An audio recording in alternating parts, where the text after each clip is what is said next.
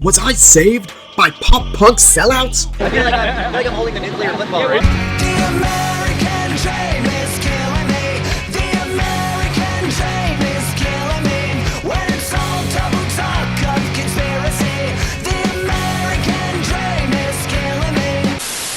I love Green Day. However, they've also released their fair share of very bad music.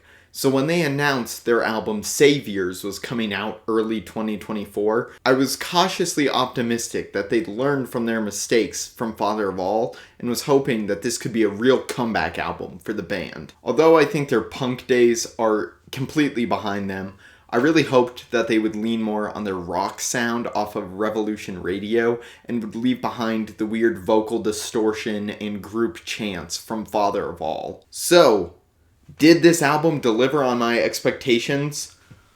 Let's find out. I want to touch on the bad parts of the album first, and unfortunately there's a little bit more than I would have liked.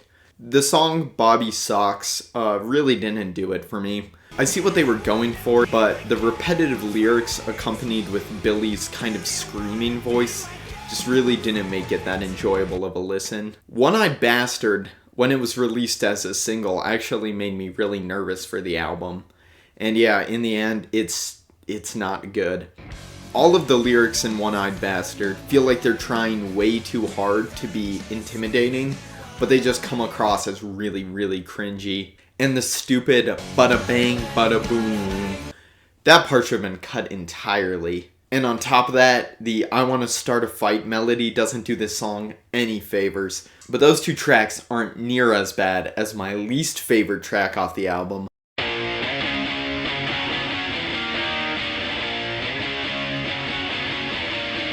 Living in the 20s. I'm genuinely convinced that this was a leftover from Father of All. Not only does it have some weird callbacks to 2020 and 2021, like the Colorado supermarket shooting and murder hornets, but there are just some atrocious lines. I got a robot and I'm fucking it senseless. It comes with batteries and only speaks in English. This track just feels like it wasn't finished in time for Father of All, so they just shoved it on this one instead, when honestly I feel like it would have been way better off just left on the cutting room floor.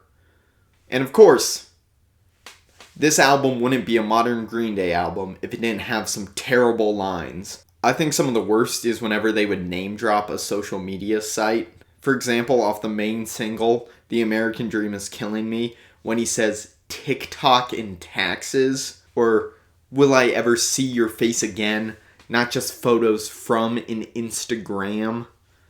Ugh.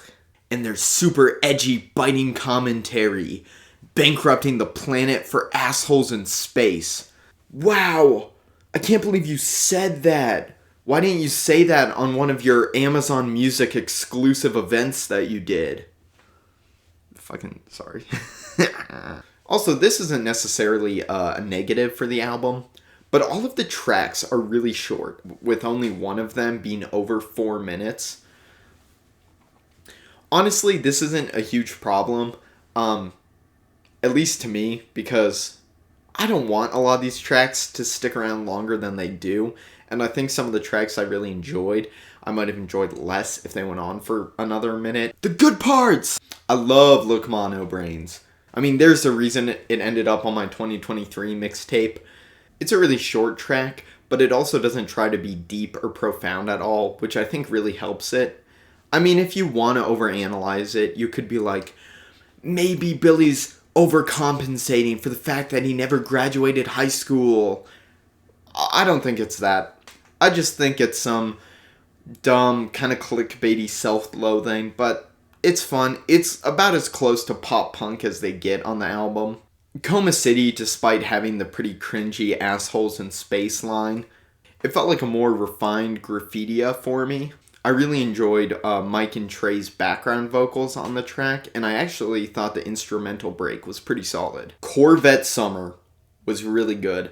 I can see why a lot of people probably aren't going to like it. It's definitely dad and stadium rock, but it feels like it's the best version of that kind of sound. It is pretty standard, you know, it's not going to blow anyone away. But I do think that it's a pretty solid modern Green Day stadium rock track. Also, yes, I did find the meta power chord line pretty charming, especially on my first listen. Then Strange Days Are Here to Stay blew me out of the water. It genuinely kind of sounds like it could have come from their American Idiot to 21st Century Breakdown era.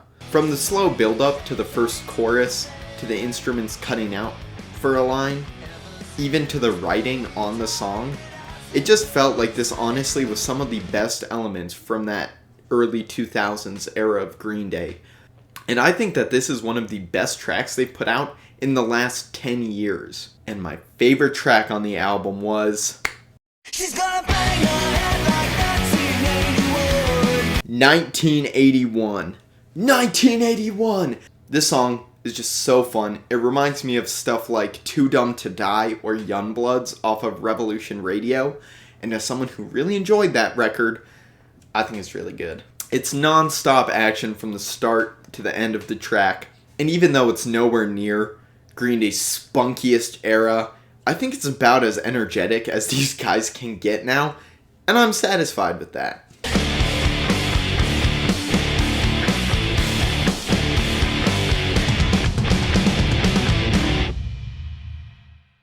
For the most part, Green Day really has learned from the criticism that they got from Father of All. I don't think this album will win over anyone who didn't like Uno or Revolution Radio. However, I do think it's a prime example of what a good modern Green Day album can sound like. Even though I really enjoyed this release, honestly, I'd be fine if we don't get anything from the band for a while. It was a very competent album, but it didn't leave me wanting any more.